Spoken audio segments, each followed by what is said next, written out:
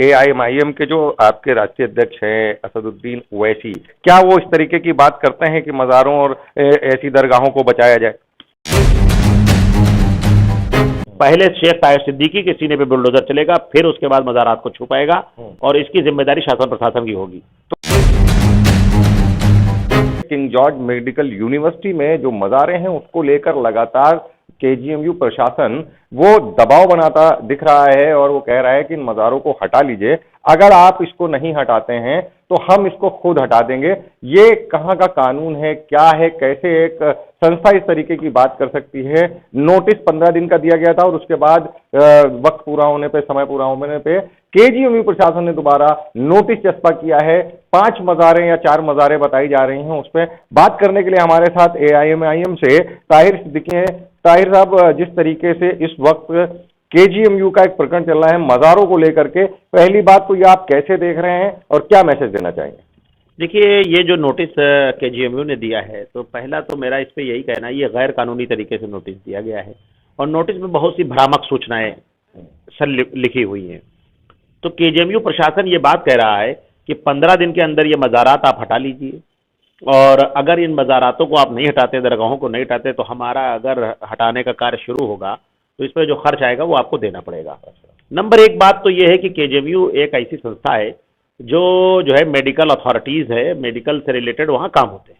तो केजीएमयू का ये कहना कि मैं आकर के वहाँ पर तोड़फोड़ करूँगा और उसका पैसा भी आपसे ले लूँगा, तो वो ये तो गैर कानूनी है, क्योंकि केजीएमयू एक ऐसी संस्था है जो अपना इलाज करती है। वो कोई जो है ऐसे डेवलपमेंट अथॉरिटी नहीं है और ना ही कोई नगर निगम है कि वो जाकर के बुलडोजर ले जाएगी। उसको अगर कोई बात कहनी थी सरकार के माध्यम से या सरकारी किसी एजेंसी के पास जाती और कहती कि ऐसी ऐसी चीज़ें अवैध हैं। लेकिन जो अवैध जिन मज़ारातों को बताया जा रहा है वो वैध इस वजह से है क्योंकि अंग्रेजों के शासन काल से पहले, सैकड़ों वर्षों से पहले ये मज़ारात हैं और मज़ारात दरगाहें जो होती हैं वो एकता का प्रतीक होती हैं। वहाँ हिंदू, मुसलमान, सिख, ईसाई सारे समुदाय के लोग जाते हैं और ये कह देना कि ये मज़ारातें अवैध हैं, तो ये केजीएमयू प्रशासन खुद ही लोगों के अंदर जो है धार्मिक भावनाओं को ठेस पहुंचा रहा है। और जो ये नोटिस चस्पा की गई है ये गैर कानूनी है, क्योंकि एक बात उसमें कही गई कि इसमें जो लीगल अथॉरिटीज, जो मज़ारात की देखरेख करने वाले लोग हैं वो आवे। तो मैं संविधान के अनुच्छेद 25 में एक प्रावधान है कि कोई भी अगर सार्वजनिक स्थल होता है, जो धार्मिक स्थल है, जहां पर हर संप्रदाय समुदाय के लोग जहां जाते हैं, वहां पर किसी एक पर्टिकुलर एक आदमी को अगर नियुक्त किया जाता है तो कोई ऐसा मसला नहीं है। अगर कोई, क्योंकि वहां पर देखरेख सारे समुदाय के लोग करते हैं, इस वजह पर्टिकुलर 1 पर्सन को लेकर के कोई मुद्दा बनता ही नहीं। अब आ जाइए सेकंड चीज, जो वर्शिप एक्ट है हमारा 41 में सन 1991 में जो बना, और उसमें कहा गया सन 1947 15 अगस्त में जिस तरीके से जो धार्मिक स्ट्रक्चर थे उनमें कोई तब्दीली नहीं लाई जा सकती।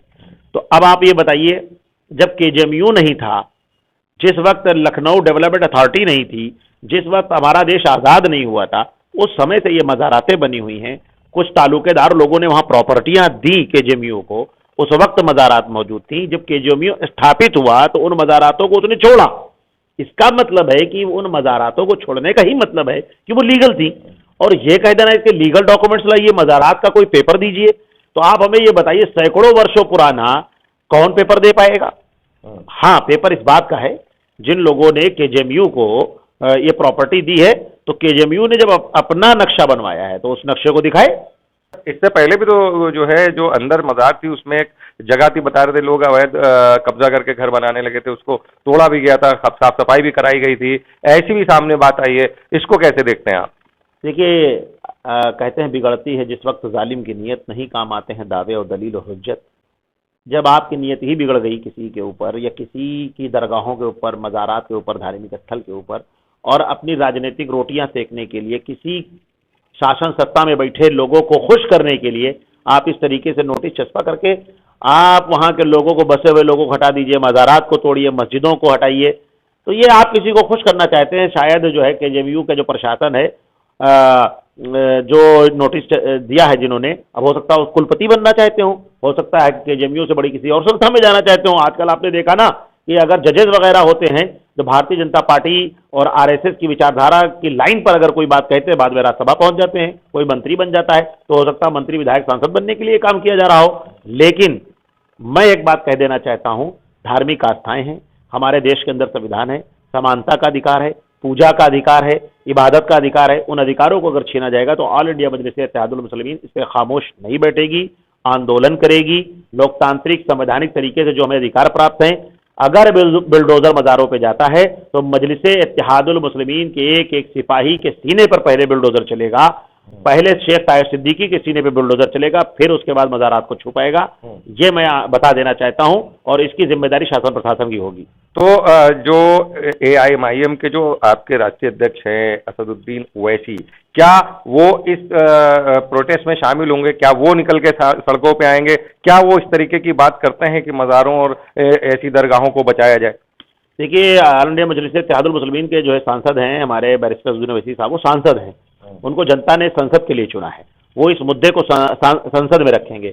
और हम हैं, हमारे प्रदेश अध्यक्ष आली जनाब शौकत अली साहब हैं, उन्होंने 26 जनवरी पे जा करके मज़ारात का दौरा किया, वहाँ पर चादर पोशी की और उन्होंने ऐलान किया कि मज़ारात को अगर ध्वस्त किया जाएगा और जबरन अगर किसी की धार्मिक आस्थाओं को ठेस पहुँचाया गया तो इसके खिलाफ हम लोग आंदोलित होंगे, और आंदोलित इस तरीके से होंगे जो हमारा संवैधानिक राइट है, और कानूनी तरीके से भी जो लड़ाई है वो भी लड़ी जाएंगी।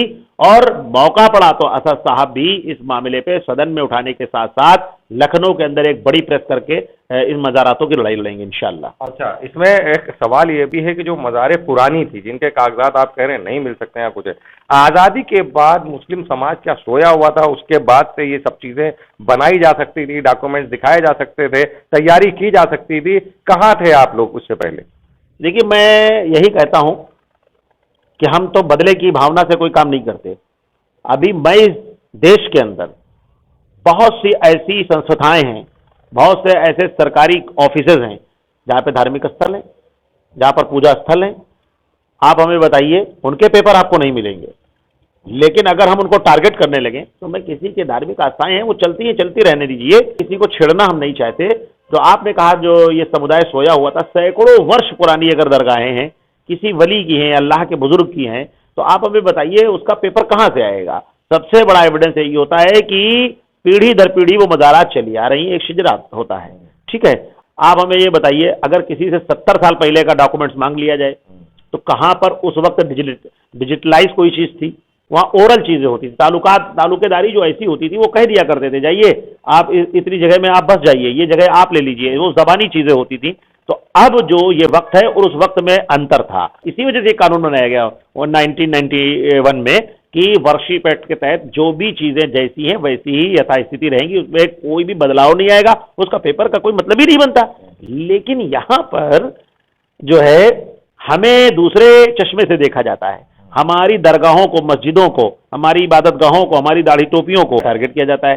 सिर्फ कारण यही है कि सत्ता की रोटी सेकने के लिए किसी एक समुदाय को बार बार गाली दो, उनकी जगहों को और उनकी आइडेंटिटी को टारगेट करो और सत्ता में बने रहो, इसके अलावा इनका कोई काम नहीं।